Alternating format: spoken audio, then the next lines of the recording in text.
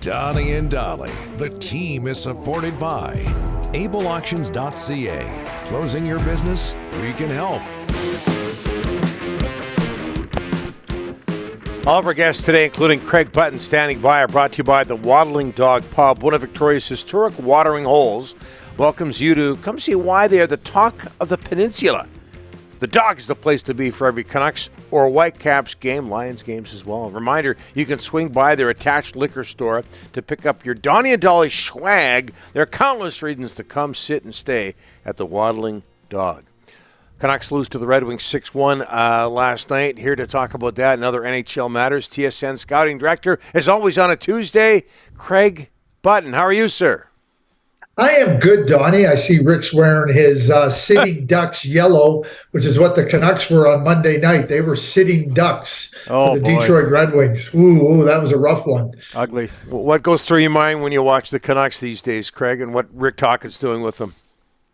Well, listening to Rick talk, discuss the team and trying to get some of the disciplines into place, the 2-on-0, the line changes. And, one of the things with the Vancouver Canucks is it seems to be one step forward, one step back, half a step forward, one step back. And I think that when Rick took over the team, he talked about wanting to have 10 practices. And I understand that, but also surrounding the team is all this uncertainty.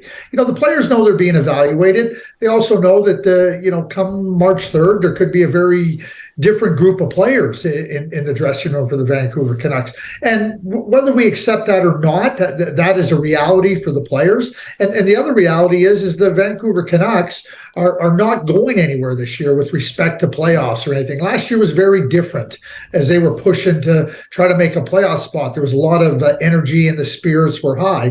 Very different now. And, players know when they're being evaluated, and that certainly is the case right now. But for the Vancouver Canucks, it just seems that when they get exposed, it just sheds such a bright spotlight on their greatest weakness, which is their defensive play. I asked you what goes through your mind when you watch the Canucks play. What about when you watch Oliver Ekman-Larsson play these days? Yeah, I mean, we talk about no spirit, right? Like, I think that if you look at Oliver Ekman-Larsson, I mean, at one point in his career, he was a very good player in the NHL. Well, those days are in the past. And, like a lot of players that reach this age, they need some support. And I just think that for Oliver, his game is certainly a shadow of what it once was. And that's to be, I don't think that's so much a problem. The problem is that he's extended far too high in the lineup. And now when you're facing other teams' players that have more ability, that are quicker, that are faster, more skilled, you're going to be exposed to even a greater extent. And I think for OEL, that's where he finds himself. And, the reality of the situation for OEL and for the Vancouver Canucks is, where do they go from here? I mean, we know what the contract is for the next number of years, but can they find enough support for him? Is buying him out a better option? And then those are the types of decisions that need to go forward. Craig, the trade deadline around the corner. The big name out here is Luke Schenn. He said yesterday in an interview, I want to stay. I don't want to go anywhere. His wife's due in the next week or so, but the fans want a second or third round pick. You can understand both sides. What would you do if you had Luke Schenn right now? A lot of interest, too, by the way, Craig, in this veteran who's got so much character, good team player. Well, you just nailed Luke in a nutshell, and that's why he's coveted, right? And, he's won a Stanley Cup. Teams know exactly what they're getting from Luke Schenn. And not only do they know exactly what they're getting, they know that he's dependable and reliable and competitive. And shift in, shift out, you're going to get the very best of Luke Schenn. And that's what the playoffs are about, shift in, shift out. So there should be no lack of suitors for Luke Schenn.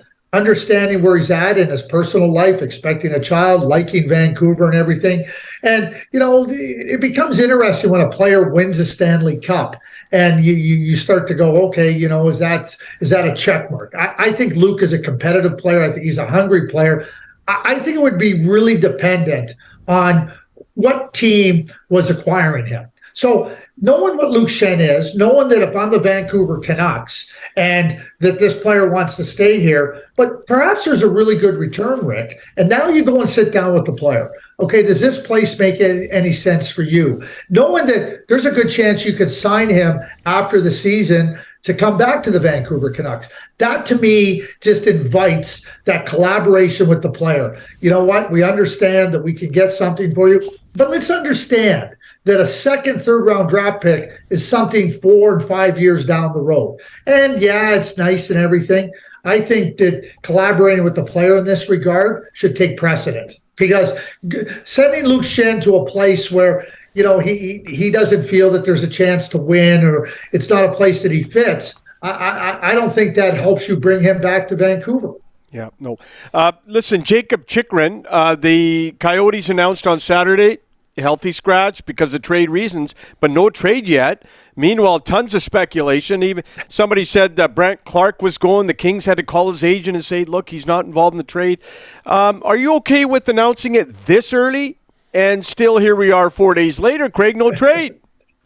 Well, and let's not forget that, Andre Tournier said he's going to be a healthy scratch for the rest of this week. So yeah, I think Bill Armstrong has been very transparent. He said, hey, we're holding them out of the lineup for trade reasons. And if you're a team that's reached that point where the discussions are really strong and really serious and look like they're reaching a point where you can complete a deal, well, as an acquiring team, you also want to protect that player's health and have them come in. And it's not about what Jacob Chychrun's injury history is. Something can happen in the course of a game and something goes wrong. You want to get him into your lineup ready to go and healthy. So I get it from both sides from both sides, and understanding why they would go down this path.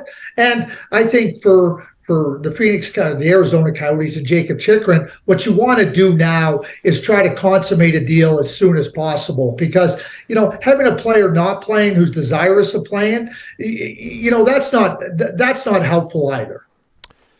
Talking with Craig Button. You're in Calgary. Craig, speaking of the Flames, Calgary blows a late lead in Ottawa, ends up losing in overtime. What's the stat? Jacob Markstrom has won one game since early January. What's wrong with ex-Canuck Jacob Markstrom? Well, it goes all the way back to game one of the playoffs last year versus Edmonton. We're talking here about a Vezina Trophy runner-up, a second-team NHL All-Star. And, fans of the Vancouver Canucks know how good Jacob Markstrom has been, how good he can be. He hasn't found his form since game one. I mean, there was no signs that it was coming either, Donnie. Mm-hmm. He was right on top of his game, and he had to be on top of his game for the Calgary Flames to beat the Dallas Stars, because Jake Oettinger was so good. But it evaporated. It vanished into thin air, beginning with game one against the Oilers. He hasn't found it. He's inconsistent, and Scotty Bowman said this many years ago: I'd rather have average goaltending than inconsistent goaltending. At least he knows what he's getting. You look at the game versus Ottawa on Monday night. It was a breakaway, and you can look at the stats and everything, but I thought he settled in and played pretty well and showed some confidence in his game. But then again, later in the game, he's deep in the net. He's down, 6'5" goaltender, 6'6" goaltender down. All of a sudden, it's tied. He's fading on the winning goal. That, to me, is what's plagued Jacob Markstrom this entire year. I've been very clear on this. Dan Vladar should be their goaltender of record. That's the guy they need to put in the net, because right now, Jacob Markstrom does not give them any sense that he can get the job finished. Monday night was just another example. And Craig, the Detroit Red Wings in town, they're just 5 points out of a playoff spot. Of course, they beat the Canucks back-to-back. Where's that franchise at? Where's that team at? Well, I think when you consider how Steve Yzerman has operated since he arrived in Detroit, he knew he was going to have to build up some of the youth, and he's done a fantastic job of that. Signing the 4 free agents last year, Kubalik, Perron, Kopp, and Sherratt, certainly was an indication to the team that he thought that they could be in a better position at this point in the season, which they are. And now you look at a Detroit Red Wings team that, as you pointed going out 5 points out of a playoff spot, but, playing meaningful games. And that's going to help your group. It's interesting to me to consider what Steve will be looking at doing come the next 10 or the next 17 days to try to strengthen his team, to try to give them a better chance, a better opportunity to push forward. And pushing forward doesn't necessarily mean making the playoffs this year, but it means getting into those hard games where they matter.